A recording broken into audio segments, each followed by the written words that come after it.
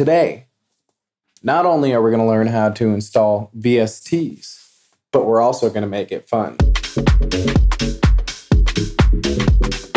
Maybe you know how to get a VST into FL Studio and one's just giving you a problem, or maybe you don't know at all. Either way, this video is for you. So you'll learn multiple ways on how to install a VST into FL Studio because you strive to be intelligent. I'm going to save the most helpful part of this for last, so let's get started so we can get to it. Please smack that like button, subscribe, and let's get started.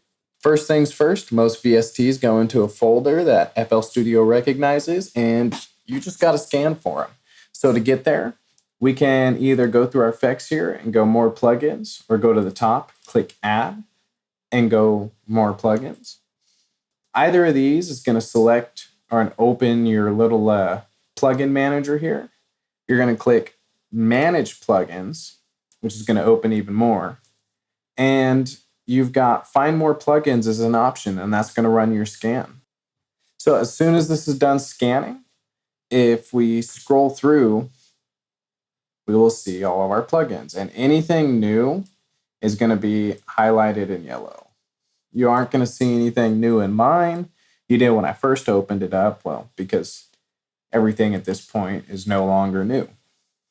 So, but you'll get this yellow color. Now, any plugin that you want to appear in your dropdowns like this, or like this one, you're going to have to click the star next to them. So these stars, anything with a star is what appears in my manager. Or not my manager, is what appears in my dropdown. Another key tip that I like is we click bits here. I want you to notice there's 64 bits. There's going to be 64 and 32 at some freaking point. There we go. And then there's going to be 32. So what sucks about this is that a lot of times you're going to have an effect or something in here that is going to be a 32-bit, and then it'll be a 32 plus 64, and then it'll be a 64. And so you'll get 3 of the same plugins in this list. And so what I'll generally do is I'll choose one that matches my computer, whether my computer's 64 or 32-bit. And then some plugins also have a stereo or mono option, and I'll choose stereo instead of mono because stereo can always play the same amount of signal from the left and right, which is mono. Stereo can be mono, but mono can't always be stereo. And you know, people say that 2's better than 1, but they haven't seen my plugin list. So if you need to drag a plugin into a folder, let's say this content creation checklist, whatever that's supposed to mean, like this guy does YouTube videos or something. Let's say this is my my plugin. I just got it. It's a single file .dll or whatever they are. I don't know or remember at this point. And I'm going to want to move it to a folder that's going to be recognized by FL Studio. So what I'm going to do is I'm going to go to my PC or go to my operating system C drive. I'm going to go to program files or program 86 files. And in here, we're going to see, where is it at? There should be a little VST plugins. Perfect. And as you'll see, I have stuff in here. I have Melda Productions plugins, and I have FL Studio's VST, I guess, and VIP. And the reason we get duplicates is because this isn't the only folder. There's a bunch of folders, and you end up with the same plugins in different folders. Another folder that is for sure to work is if we go to image line, which is not going to be in here. It'll be in program files, image line, FL Studio, whichever version you're using. And then you click plugins. And in here, we've got all kinds of stuff. So there you go. Now, let's say you want to create a location for your plugins, and you want that location to be your special place where you'd keep it all, or you got a bunch of plugins that save to a location and FL Studio is not picking it up, or FL Studio just isn't picking up one of these folders for some reason that it should be. So what you're going to do, we'll go to our more plugins again, manage plugins, and we have this little plus button here. You're going to go find the folder. You're going to select the folder, click OK.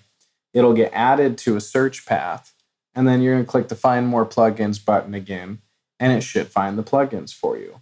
If you look here, I have a few that I've made myself, or if you look here, I have a few that have been created by other programs that I've used when I've installed those programs.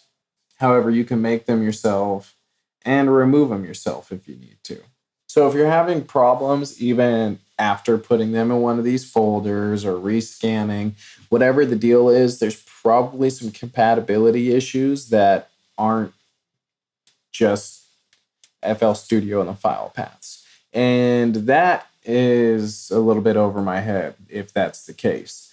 You should have .dlls, .vst3s, .vst2, I think, or .vst. Either way, the older stuff's getting discontinued or has been discontinued, so you're not going to really see it anymore. They don't give certificates for it anymore.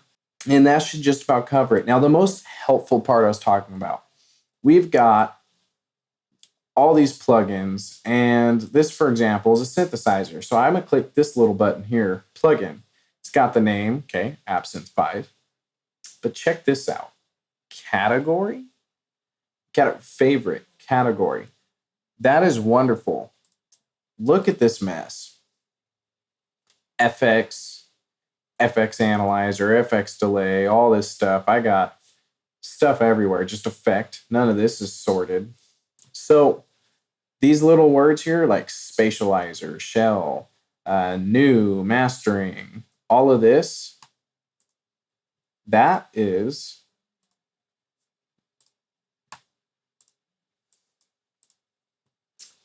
this category right here. So Absinthe 5 is synth. Add. Oh, look at that. Synth. Absinthe 5. That's amazing. I've known about this, and I should have changed it a long time ago, but don't take after me. Use it. It's helpful. I can't tell you how many times I'm like, okay, I need this plugin. Where in the heck did I put it? You know? So, amazing tool. I love that part. Or I would love it if I freaking used it, guarantee it. And yeah, I'll see you in the next video with it probably organized. And to recap, if you need to install a plugin and it's making you put it somewhere yourself, put it in one of the file paths that I showed you, one of the ones recognized by FL Studio. If you don't have it in a file path recognized by FL Studio, you can always make FL Studio recognize a certain folder to search within for VST plugins. Click that Find Plugins button to make sure you're scanning for the plugins.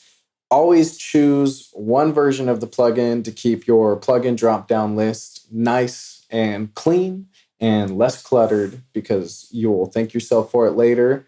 And categorize your plugins by typing in what section you want them to fall under, because F yeah, dude, why not? So if none of these things solved your problems and you had any problems, please reach out to me. I still might be able to help. I can tell you personally, or maybe make another video, because if you're having the issue, someone else is probably having the issue as well. And if you like the video, please like. If you have any comments, please comment. I always appreciate a subscribe. This is Warren with Scale Audio, and adios.